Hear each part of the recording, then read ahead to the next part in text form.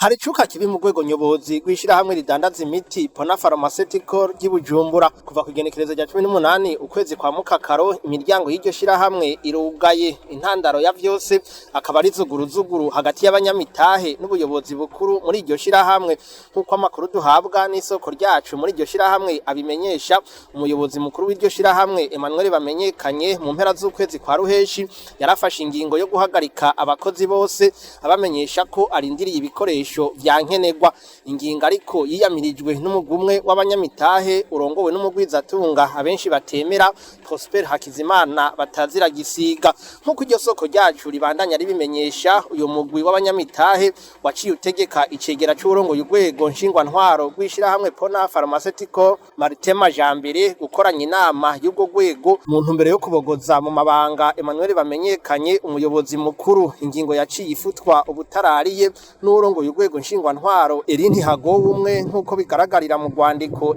RPA yashoboye kuronka nkuko tubibwirwa kandi nimwe mu bakozi bakuru b'iryo shirahamwe iryo nyinyurana riboheye amaboko imugongo abakozi baba 60 kuko kuva mu kwezi kwa Ruheshi bahagaritswe mu kazi ataco babaza ishirahamwe ibikorwa vyose byarahagaze kuko ishirahamwe risa nirifise abayobozi bakuru babiri twagerageje kurondera Erini Hagowe umwe arongoye urwego nshingwantwaro muri Pona Pharmaceutical ariko twamukenye hakaba hari haciye umwaka iryo shirahamwe ryagirijwe gukora hamwe no kudandaza ibiyayuramutwe byo mu bwoko bwa efedrine umunyamutahe Prosper Hakizimana batazira gisiga n'umuyobozi mukuru w'ishirahamwe Joseph Nyamute barahagaritswe barapfungwa mu ibohero rikuru rya Rumonge igihe gito mu nyuma bararekugwa mu buryo budatahuritse babifashijwemwo n'abategetsi bakuru muri leta